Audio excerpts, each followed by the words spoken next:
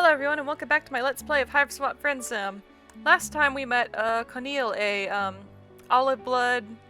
I don't know what she is. Is she like a mercenary or something?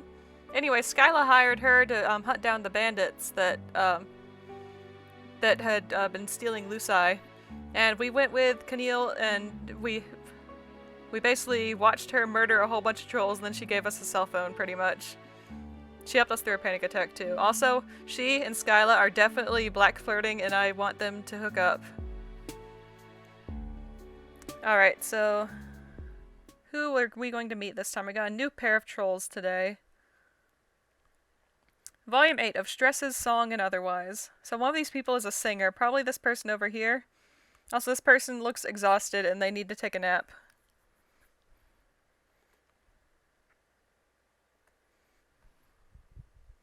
Another night, another ramble. A classic song comes back to you as you continue on your way. Some of that good old earth wisdom about a specific kind of footwear being made for walking.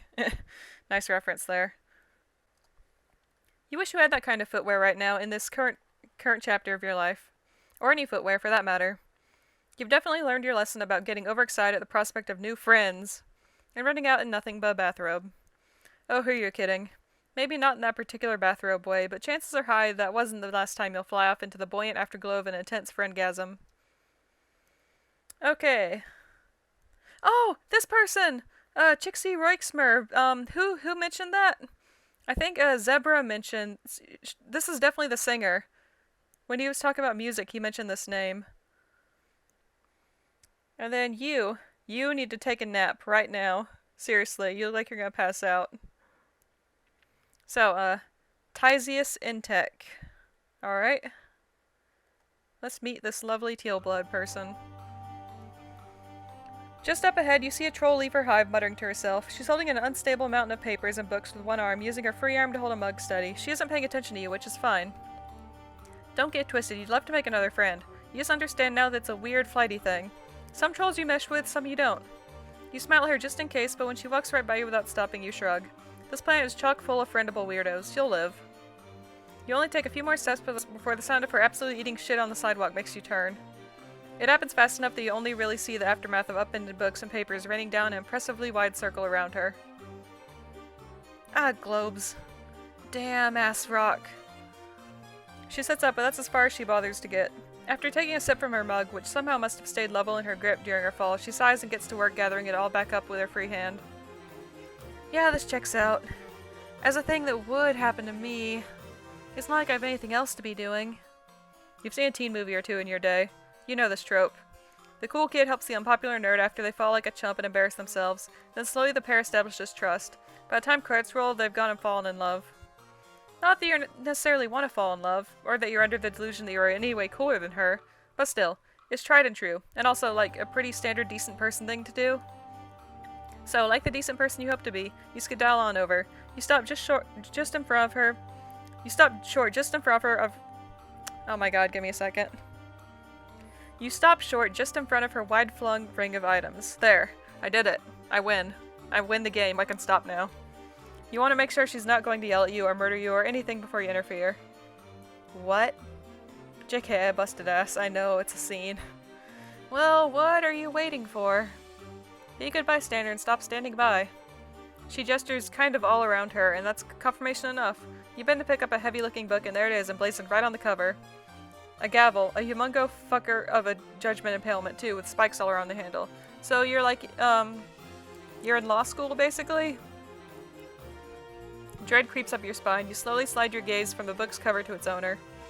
She doesn't have any ostentatious blood color-themed clothing going on, though wow, she is sporting socks and sandals. Maybe you are cooler than her after all. But the very prominent eye bags are tinged teal. Ah, globes. A lawyer. It's not that you don't appreciate your one lawyer friend for who he is, it's just, you aren't sure you have it in you to sneak your way into the heart of another. You got kinda lucky last time. The scales of judgment in your heart start weighing your chances. Pick up more papers, let's be nice. You start making neat piles of all her stuff. After watching you for a second, like she's making sure you're not screwing it up, she dramatically heaves herself to her feet and joins in the effort. I don't have time for this shit. Make sure to keep the B-34s together in my red folder. You look down at your current pile, B. That's the one with the little hook on top, right? Or is that G? Sweat pricks at your temples. You picked up a little bit of written Alternian here and there, but you're still not anywhere near competent at it. Sifting through the papers, you search for anything familiar. You make out a few words, but these are just a lot of those little guys on the papers, and you've got performance anxiety. Oh, right. You probably still can't read. You look up at her startled. How can she tell? Well, I mean, you don't look much like a troll. It isn't exactly a gargantuan mental leap to assume you're not from around here. But also I've heard about you. You straighten up. Any press is good press when it comes to friends discussing you, right? Teals talk. Oh. Unfortunately. Oh. She puts her mug down on the ground and picks up a fallen book, talking as she flips to whatever page she's looking for. That little asshole is going to have even more unfortunate crap to say to me when he finds out I set us all back by dropping half our group project in a ditch. She paces in flustered circles until she finds a bookmark among the debris. Flicking a wet leaf off it, she shoves it in the open spine of the book and slams it closed. Whatever. I can't think about that yet. Gotta get all this back in order first. Right, yeah, the ordering of stuff. You keep at it, doing the best you can to keep similar looking things together. You can feel her eyes on your back and you turn to face judgment. You've basically got it right, actually. He did say you were quick at the draw. I'm Tyzias, by the way. She doesn't so much smile at you as grimace. It looks mostly pleased as exhausted expressions go. That's as good friendship-building material as any other. You've certainly started with worse than being complimented. The breeze plays at the ends of her frizzy hair, ruffling a few pages while it's at it. Now that you aren't frantically trying to prove your helpfulness and have a moment to think, you don't know if the sidewalk is the best place to be starting from scratch with a whole filing system. You open your mouth to tell her as much when a huge pop of gust blows in Breeze Jr.'s wake, pulling the neat stacks back into chaos. Mother grubbing. She sinks slowly back down into the snow globe of paper, takes a long sip from her mug sitting next to her, and then tilts her head back and unleashes a single deep gut holler. You scuttle around, catching documents out of the air until the gust is gone. It's not that Tyzias doesn't seem capable, it's just that she seems a bit burnt out. You know what it's like to feel like you're at the end of your rope. So now that you have half a swinging grab at a handle on things here, you feel like it's your turn to do the heavy friendship lifting. Is it just me or a lot of these sentences in this route hard to read? It's probably just me. Offer to help her organize it all somewhere with less of a breeze risk. Hey, your night is pretty wide open. You wouldn't mind moving this operation to a less windy location and getting it together for real. Yeah, alright. She still sits there kind of dazedly, so you take over. It feels nice to be useful even if you're not super confident about your skills. You at least know how to make a mean pile. Is that pale innuendo? After you make a handful of them, she moves to join you in the effort, so you shoosh her back down. Oh, we're definitely being pale here. You're helpful McHelperson, and you have got it. She makes a non-committal noise and watches you work. You try not to feel too bad when she winces at a few of your soaring decisions. She doesn't stop you, at least. She scrunches up her face and yawns, which catches you off guard. Man, she really is wiped. You look away from her to the paper you're about to grab, but it's not there. Maybe it blew into another stack? Or you picked it up already and forgot? Yeah, that's probably right. Anyway, she had her eyes closed, so she didn't notice. It'll be fine. Once you have everything kinda together, you help her to her feet. You're pretty sure that was her hive she just walked out of, so you ask if you should go there. No, I was headed to the book hive. I can take you there. She seems to rally a bit now it's her turn to lead the way.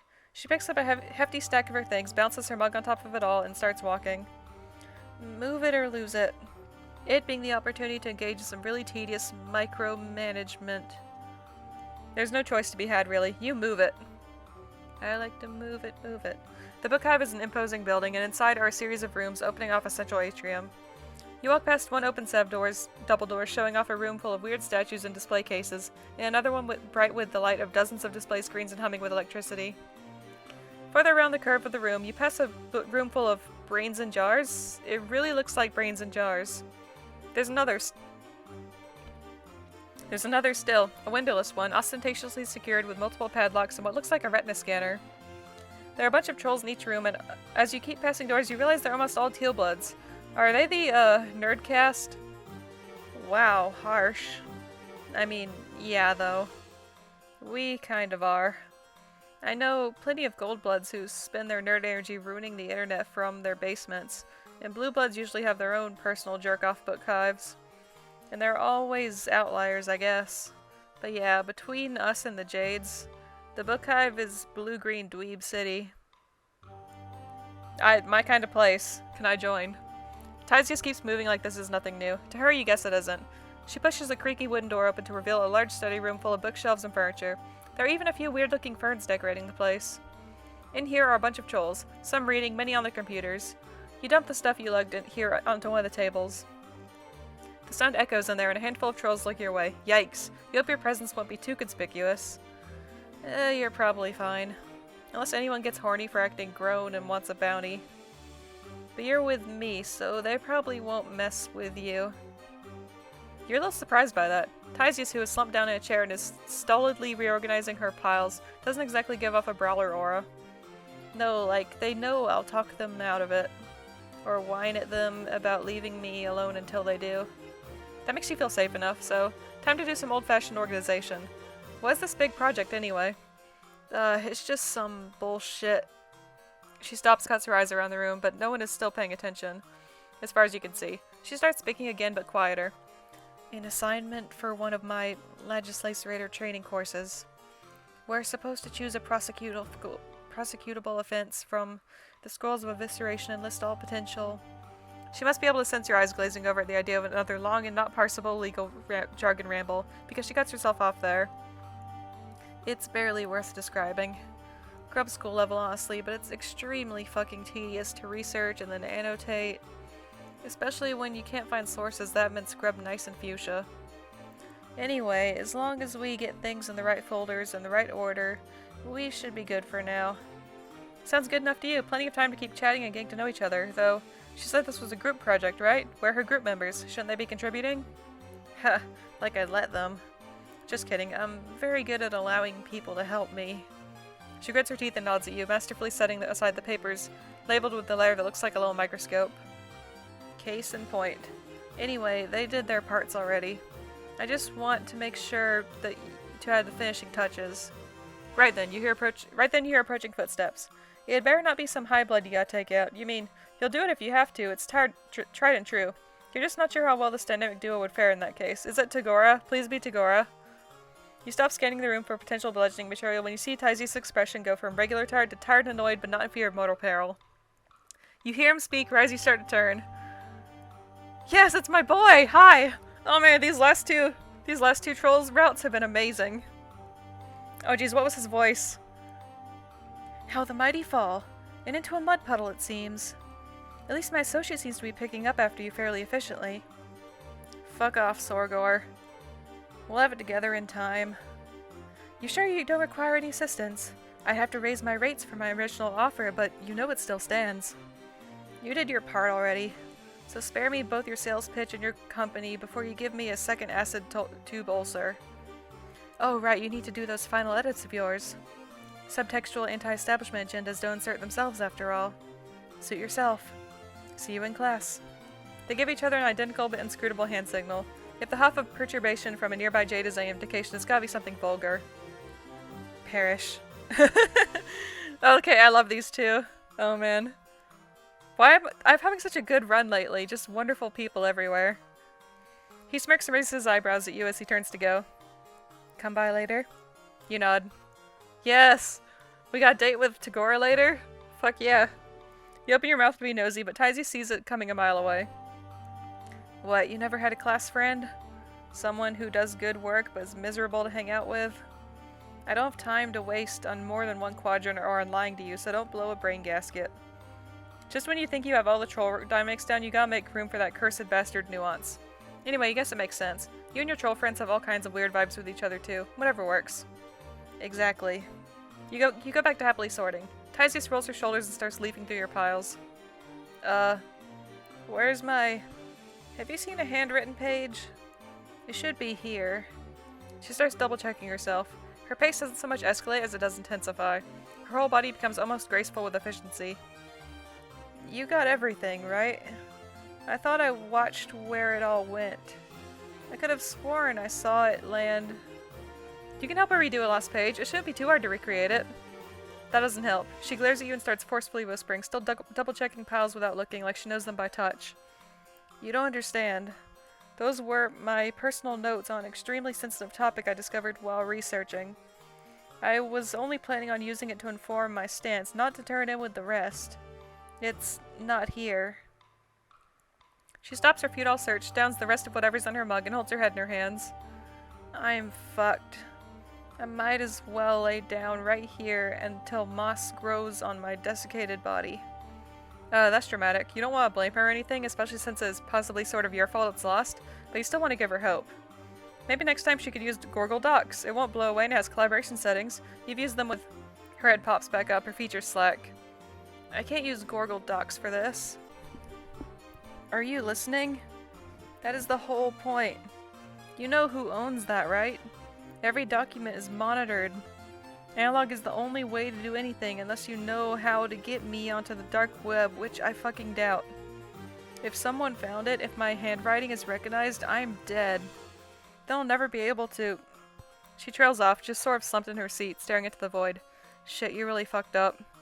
You admit to her that you may have allowed one page to blow away when you weren't paying attention. It could possibly have been that one. Great. I can't believe I was stupid enough to let someone else handle things. I was just so tired. Her shoulders start to shake a bit. Oh no. She doesn't cry, but you almost wish she would. The way she just keeps blinking back her tears and hiding her face with her arm is worse. It feels invasive to watch, and thankfully it doesn't last. She sniffs once, clears her throat, and wipes her face with her sleeve. Silently, she stacks all her things back in a pile. Okay. I need to retrace my steps. Maybe it hasn't been spotted yet. Maybe it'll be okay. It won't, but oh well. You reach to help, desperate to fix the situation, but she gingerly picks your hand off one of her books and drops it in your lap. Your stomach sinks to join it. No. Don't worry. I've got it.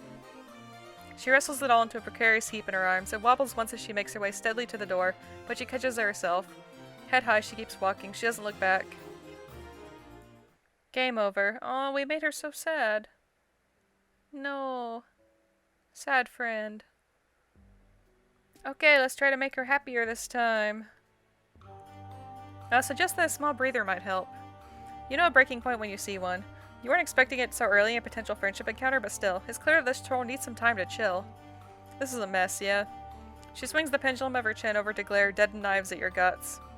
Okay, yes, it's a mess, but it seems like maybe, just perhaps, it would be best to sort of put a pin in it all. To suck air in and out of our insufflation sacs or whatever and just get it together for a minute. No group projects were ever aced when the clear leader was not at her peak mental performance. She wrinkles up her nose and closes her eyes. You know what? Fine. Fuck it. Not all of it, of course, but this night specifically, and everything and anyone I know or have thought extensively about before in my life. So that just leaves you. What do you have in mind, friend? Because I am all out of ideas. That word still does a number on you, no matter how many times you hear it used flippantly. I use friend all the time to talk to people I barely know. You have an idea already, so you hurriedly gather her shit into extremely organized piles, which she drops off in her hive to deal with later.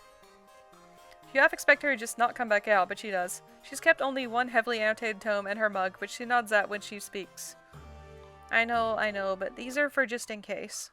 Anyway, do your worst. With a salute and a few gentle tugs at Tyzias' sleeve to keep her moving, you get going. Where are we going?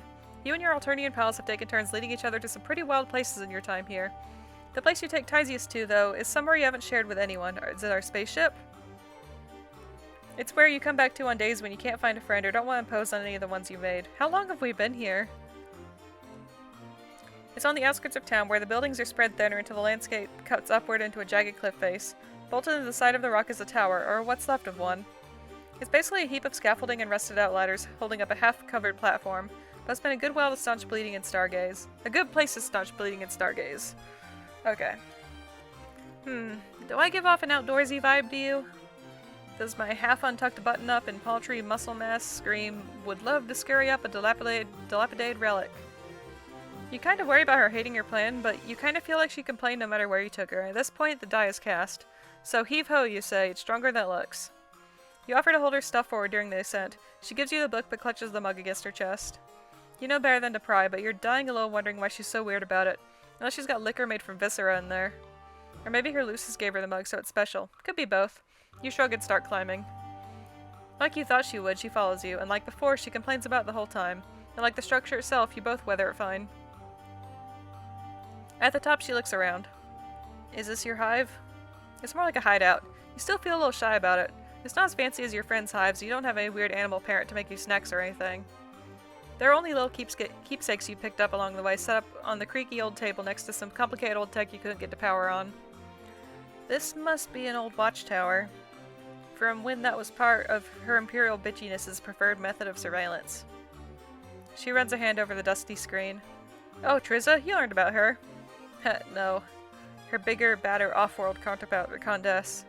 Ah, you look at the rusted barrel of some terrifying weapon mounted in the corner, and then out over the landscape and sprawling town. In the distance, smoke rises from a freshly demolished hive. Glinting in the moonlight, drones circle it like buzzards. It's been like this here for a while then. You sit down, your legs dangling off the side of the platform. Tyzias joins you a safe distance away from the edge. That is one hell of an understatement. But yeah, we've got a time-honored status quo in operation here. Streamlined. Efficient. Brutal. Tyzias looks miserable. That's not what you were going for. You summoned up the old Roy G. Biv in your head for the 1000th time. She should be safe, right? Teals are middle class? And anyway, she's a lawyer. She's got the powers that be on her side. Saying so doesn't seem to cheer her up at all. I mean, you're not wrong. But being in a position to benefit from the system doesn't make the system more morally palatable. And if I'm being real about it, it's more me being forced to uphold it than anything else. She nods towards the book in your hands. Oh right, how's this all work anyway? Could you just not be a lawyer, and aren't there good ones? Yeah, I can quit, if I want to be cold. There's always a choice. She sighs. It's not like I expect suffering to ever stop completely. It just seems like an awful lot of work to do to make sure it keeps happening. And that's the entire job of a legislator. Unless you're purple enough to get away with it, you're just guilty no matter what. It's just a matter of going through all the fanfare of a trial, all for the same result. It's sick, but it's so normal by now that no one knows how to begin questioning it. She looks more exhausted now than she did during the paper explosion. Like when you've used up all your sadness and all you have is a deep, broken fatigue. This isn't exactly the rejuvenating getaway you envisioned. There's just so much injustice. You continue to try to be positive. Are there not political parties, some secret underground movements or anything?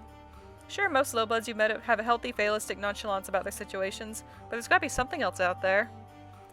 There were a few people who tried to stir shit up back in the day. It's all kind of hushed up and hard to find any information on the history of them, though. Definitely not the kind of thing they teach you in legislator training. One was a mutant blood and the other had wings. So I guess they didn't have much of a chance anyway. The Sufferer and the, crap, what was his name? Tavros' ancestor? Like, not Rufio, but like the ancestor title. The Summoner, that's it. You can't imagine the story having a happy ending, but you still want to know more. There's the subtlest shift in her voice, in her tone of voice now that she's doing more than only complaining. It draws you in. One of them seems to have gathered enough of a following to become a kind of religious figure from what little I can find about him. The other one led a military revolt. They both were killed along with their attempts at change. I don't even know what happened to their compatriots. She stops to squint at you. I don't know how you got me talking like this, but in the fuck it spirit of the night, I'm just going to keep going. If it wasn't clear, I'm telling you things that can get me extremely cold. So like, please be chill. You're so chill, the chillest, and also probably pretty callable yourself. Good point. She squints at you a little longer, then stares out into the night. Her jaw muscle clenches a few times before she speaks. I have some ideas. She's still not looking at you, but she sits up a little straighter. You feel your spine following suit almost on its own. All of us training to be legislators like to practice throwing our weight around. Some of us are more than others, which I guess you have first-hand experience with. But we don't have much real power yet. We will, though, if we pass our exams. Which I will. I've been staying up most days studying every document and piece of the law, and some underground stuff too, when I find it. There are exploitable loopholes they don't know about. If I can establish myself as a major player, I might have a chance to change things. Some things you can only take apart from the inside out. By now she's built up a fevered energy, even with the sluggish way she talks. When you shift in your seat, she kind of snaps out of it. Oh, sorry. I guess I got a little worked up. I don't exactly get to talk about this very often. It's kind of overwhelming to think about how fucked up every little thing is all the time. But now that I see it clearly, I can't not do something. It's like Alternia is a giant fire and I'm pissing on a tiny corner of it while the rest of everything burns up around me. Your brain is buzzing with how real all that felt. You can't really add anything to it, so you just nod. Are things less abysmal where you're from? Kind of. Like, killing is generally considered illegal, so that's a good start. Hoo boy. In ways, yeah. At home, the accused is called a defendant at least, as in, they get a defense. Her eyes brighten. That's exactly what I'm talking about. Does your justice system work? Sometimes. You exhale slowly, trying to buy yourself time to encapsulate all of your plan's various cultures, societal structures, and similarly overwhelming list of injustices and intelligent blurb. You settle on, not always, not for everyone. Her laugh is short and hollow. So much for enlightened life forms existing somewhere in the universe. You guess a little more kind and just alien life form comes to take... Sorry. You guess until a more kind and just alien life form comes to take over, you'll have to make do with each other. Yeah, you're not so bad. I'd take on a oppressive dream with you anytime. She gives your arm an awkward tap with her fist, then looks out over the edge. Anyway, I'm no religious figure or military strategist. There's gotta be someone out there who is. Gotta use what skills I have instead, I guess, until I find them. What the fuck else would I do with my time? Keep pissing on the fire is the best anyone can do, you reckon? That and get others hydrated enough to do the same. She laughs. Keep on pissing, huh? Now I'll drink to that. She takes a big swig from her mug. After a beat, she silently and without looking at you extends her arm your way. You stare in the mug's depths, a little unnerved. It doesn't look like viscera, but you've been burned before. It won't kill you. You're not sure what it will do, but Tyzias is truthful if nothing else, so bottoms up. What the fuck? It's... water. Tyzias grins and taps her temple with a claw. That's amazing. Gotta give the people something. Otherwise, they might think I'm the way I am on my own. Then where would we be? You don't know, letting people in can be helpful, you know, sometimes. Shh. Shh. I'm fine. You're not convinced. Okay, I'll admit it. It's not a bad idea to relax every once in a while. Get your priorities straight. This was a decent time. You're glad she's glad, but you mostly just talked the whole time about the same stuff that she was overwhelmed by to begin with. Does that even count? You learned a lot, but she still looks pretty wiped. As soon as you think that, she yawns. She's so driven. You shiver a bit when you imagine what she could do if she took the time to rest for real. You pat the pile of blankets next to you. It's no bed, or tub of soap or slime for that matter, but it's gotten you through enough. She looks warily at it and yawns again. I guess my Lucis and my mate spirit will just think I'm at the book hive anyway.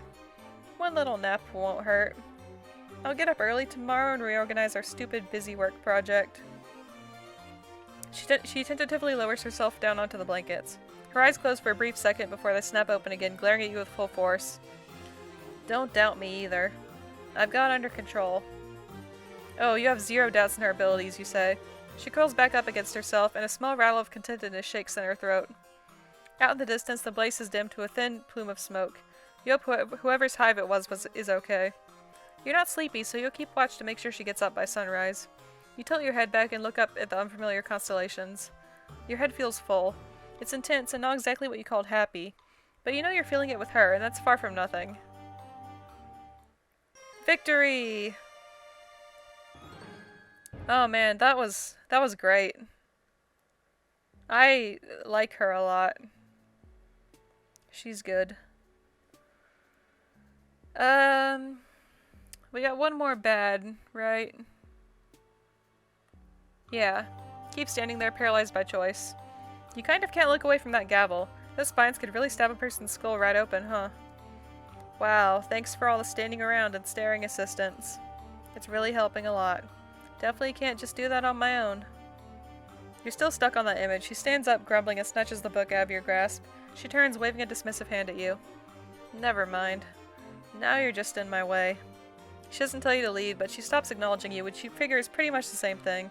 You were iffy about this one from the start, but damn, it turns out rejection still stings. Game over. Okay, Tyzias is cool. I like her. She's wonderful. Stay hydrated. You offered your friend a much-needed nap. That was a very cute ending, by the way. Just giving her a chance to sleep. And also letting her vent about the crappy situation in Alternia. I am glad that, like, there are trolls out there who realize how fucked up the whole thing is. That's cool. Anyway, thanks for watching. I hope you have a great day and I'll see you next time. Bye!